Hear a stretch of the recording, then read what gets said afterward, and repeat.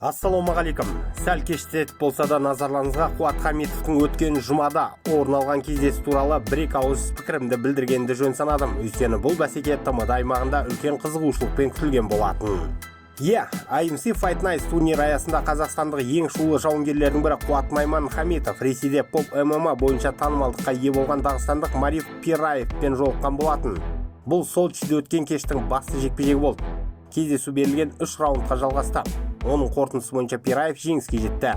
Бірден айтайын, Найман өз жеңілісін мойындады. Ол 3-ші раундта қарсыласына есе жібергенін мәлімдеген еді. Бұл жеңілісті ол салмақ қуудағы ауыртпашылықпен түсіндіріп өтті. Куат, что пошло не так? Я, в принципе, был хорошо готов. Не знаю, может, из-за тяжелой весогонки пришлось сделать тяжело.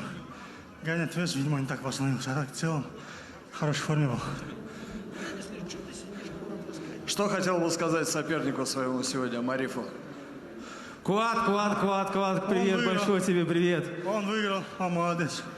Ал кездесуге келер болсақ, шамамен тең болды. Қуат та Марифке, Мариф те Қуатқа есе жіберген жоқ. Мұнда тең дәрежелі бәсеке болды.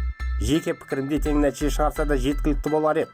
Бірақ өздеріңіз білетіндей Fight Night қожайындары дағыстандықтар. Демек бәрібір Пираевқа бүйрек бұрып тұрды.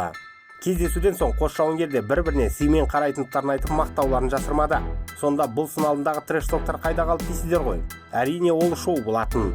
Мұндайды бәсекеге деген жанкүйерлердің делебесін қоздыру үшін Камил Гаджиевтің өзі жасауды сұраған секілді. Не болса да біз Қуатты жазғырмаймыз. Ол қазақстандық ММА-сының пионерлерінің бірі, сіңірген еңбек ерен. Біршама жасқа келіп қалса да жастау қарсыласына дес бермеді.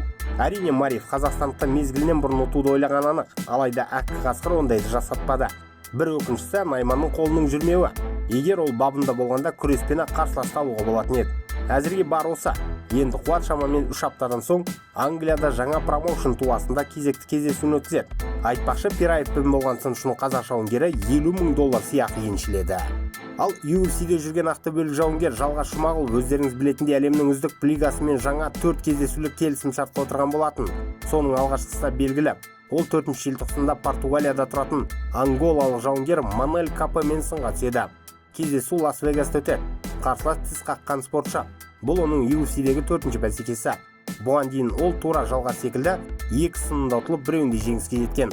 Жалпы рекорды 16 жеңіс, 6 жеңіліс. Шамамен екі жауынгердің әлеуеттері бірдей. UFC-дегі жағдайларда шамалас. Жеңген әрине рейтинг бойынша жоғарылайды. Өздеріңіз білетіндей жеңіл салмақта чемпиондық белбеуге жету өте тез. Сондықтан осы сыннан соң сәтті өтсе, Жако үздік ондықтың қатарынан баса көктеп кіруі мүмкін. Енді дайындық кезеңі басталады. Жұмағұлов бізді жерге қаратпас деген ойдамыз.